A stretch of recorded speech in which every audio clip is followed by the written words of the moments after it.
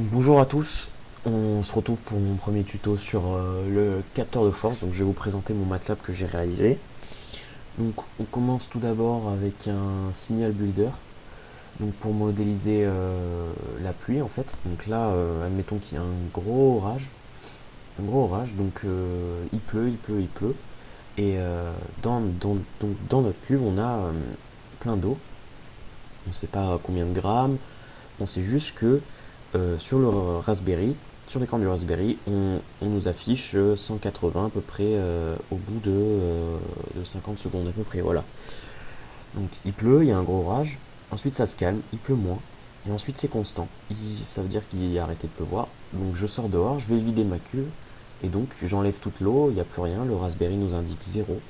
Je rentre, et là il repleut, petit orage, et ici il s'arrête de pleuvoir au bout de t égale 760, voilà.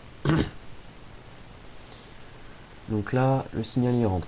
Ensuite, on a cette fonction qui est pour transformer donc les données numériques converties grâce au MCP en grammes, donc Y en grammes. Et on connaît cette formule à, euh, grâce à la courbe qu'on a faite et les tonnages du capteur de force. C'est-à-dire qu'on a fait, on a mis par exemple 200 grammes, on a regardé ça donnait quoi ça donnait quoi sur notre écran du Raspberry, quoi. Le capteur, il donnait quoi en données numériques. Donc il nous donnait 60. Voilà, on a fait ça, tout ça, et du coup on a pu avoir une droite. On a calculé le coef directeur, et le coef directeur, donc c'est ça le coef directeur. C'est 19 trentièmes, et moins l'ordonnée à l'origine, donc 85 sur 3. Voilà. Donc c'est une fonction affine, hein. Donc c'est pour ça que U c'est comme si c'était X, sauf qu'on a mis U parce qu'on a mis U ici. Ensuite, il faut bien sûr convertir en grammes, ça ne nous intéresse pas. Nous, on veut des précipitations. Donc, ça, la précipitation, on connaît, on a ce calcul. 1 litre, c'est égal à 1 kg. Donc, notre cuve, c'est 1,024 litres. Et c'est égal à 160 ml par mètre moins 2. Donc, ça, c'est le maximum qu'on peut avoir. Ça, c'est le volume maximal. Et donc, comme 1 litre égale 1 kg, donc 1024 grammes c'est égal à ça. Et donc on a la formule précipitation par un produit en croix égale à Y, donc les grammes divisé par 64.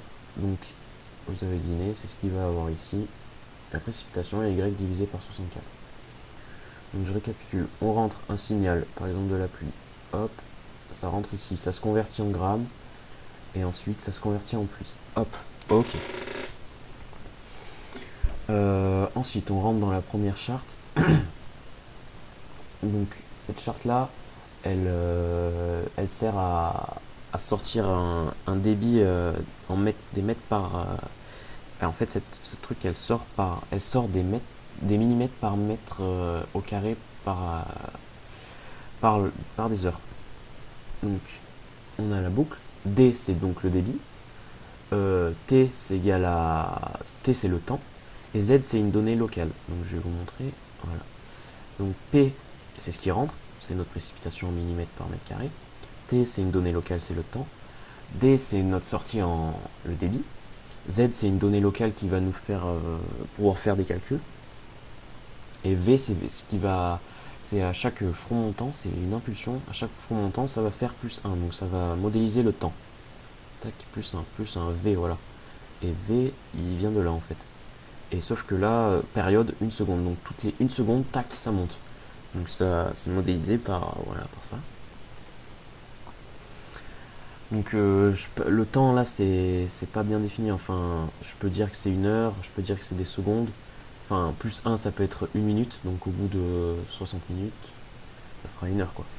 Et donc on aura un débit en heure, mais si je dis que ici ça c'est plus 1 seconde, et ben ça sera 1 minute, donc là ça sera débit par minute. Il faut juste bien définir le temps, moi je dis que c'est des heures parce que j'ai vu sur internet qu'une pluie forte c'était 4 millimètres par heure. Voilà. Donc j'ai défini que ça c'était des heures. Plus 1 c'est 1 minute. Donc. Ok. Donc on reprend ici au début de la boucle.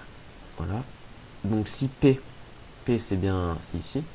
Donc si P est inférieur à 0, parce que c'est possible qu'elles soient inférieures à 0, puisque à partir de à peu près, je sais pas, 45, à partir de 46, et avant 46, je veux dire, il est négatif. Donc moi, je veux pas avoir un débit négatif, là, je veux toujours positif, un débit c'est toujours positif. Donc ça c'est le contre négatif, pour empêcher que ça affiche D négatif. Donc on fait P inférieur à 0. Enfin, ça c'est la condition. Si P inférieur à 0, on passe dans cette boucle et on met D égale à 0. Et on revient là, tac. C'est seulement si P est inférieur à 0, donc ça d'après notre courbe, ça apparaît, ça va passer dans cette boucle seulement au début là, et seulement ici. Voilà, donc on revient là, donc si cette condition n'est pas respectée, on passe ici. On met Z égale à P avant de compter l'heure. Donc en fait on sauvegarde une valeur avant de compter. On compte une heure, ce que vous voulez, on compte une heure, tac, tac. Dès que c'est égal à une heure, on va là, on fait Z égale à P, donc la précipitation à ce moment-là, après les 60 secondes, moins Z, moins la précipitation avant. Voilà, donc ça va nous donner de combien en fait, ça va nous donner de combien ça a monté, quoi. Voilà. Donc c'est ça qu'on veut, ça c'est un débit. On fera ça. On remet T égale à 0 puisque on le revient ici. Parce que si on ne remet pas T égale à 0, et ben ici T il sera égal à 60 et ça du coup ça sera jamais égal à 60. Donc on remet T égale à 0. D égale à Z. Voilà, Z c'est ça et D en fait D c'est notre sortie. On est obligé de faire ça pour sortir. On pourrait vous allez me dire que on peut D il sert à rien, mais en fait je peux pas mettre une donnée locale et une donnée sortie, donc on est obligé de mettre D ici. Et ça pareil, ça c'est le contre négatif, donc c'est si D est inférieur à 0, on revient là et on dit que D égale à 0. Voilà. Hop, on rentre, donc on a un débit en heure, on rentre ici, tac. Donc ça c'est pour le programme de ouverture des stores. Donc ouverture des stores, S égale à 0, donc enfin fermeture des stores, pardon, S égale à 0, donc on touche à rien, c'est ouvert, de base c'est ouvert, hein, de base c'est ouvert, les stores ils sont ouverts. Là pareil, je dis débit égale à D, mais c'est juste parce que D c'est une entrée, ça peut pas être une sortie en même temps. Mais en fait débit et D c'est la même chose, c'est juste que en fait si je pouvais faire ça là comme ça avec le relier ici, ça serait pareil, c'est juste qu'on a besoin que D ça passe là dedans parce que voilà, il faut vérifier ces conditions. Donc débit égale à D, après on va ici, donc à la boucle on met débit égale à D parce que à chaque fois je veux avoir le débit en temps réel, donc c'est pour ça que je le mets partout même si c'est redondant. Ok, donc première condition, si D est supérieur ou égal à 4. Pourquoi supérieur ou égal à 4? Donc le débit, vous êtes d'accord, c'est des millimètres par mètre carré par heure.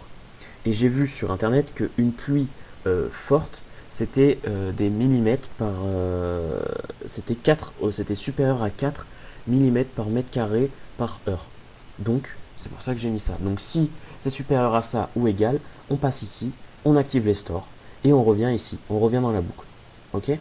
Par contre, si cette condition n'est pas respectée, eh ben, on regarde si cette condition est respectée, si D égale à 0.